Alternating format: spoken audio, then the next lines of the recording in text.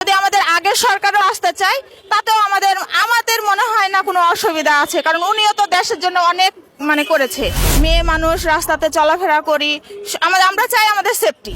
আমি বলবো বাংলাদেশের একজন ভোটার না, জনগণ যদি শেখ হাসিনাকে চাই তাহলে সে আবার ফিরে আসবে। আর দুর্নীতিটা কিন্তু হয় উপর লেভেল থেকে, আর আমরা ভুক্তভোগী হয় সাধারণ জনগণগুলা। তাকে অভিনন্দন জানাই, তিনি দেশের জন্য অনেক উন্নয়ন করেছে এবং দেশের সার্বিক দিক দিয়ে অনেক ভালো কাজ করেছে। ওনাকে অনেক আল্লাহ দীর্ঘজীবী করুক। উনি যদি আসে আমরা ওয়েলকাম, স্বাগতম ওনাকে। এবং ইউনিট সরকার ব্যর্থ। ইউনিট সরকার আপনি দেখবেন সাধারণত বাংলাদেশের যে আইন শৃঙ্খলা পরিস্থিতি সেটাই এখন পর্যন্ত ঠিক করতে পারেনি। উনি জনগণের কি নিরাপত্তা দিবে? এখন যদি আরো 10 জন যদি শেখ হাসিনাকে চাই আসবে, আর না চাইলে আসবে না। এতে যেমন মহিলাগুলো যে উপদেষ্টা হয়েছে তাদের চশমা ঠিক করতেই সময় যায়, ভাষণ আর কি দিবে উপদেষ্টা, অত মনে হয় কি পাইছে আর কি।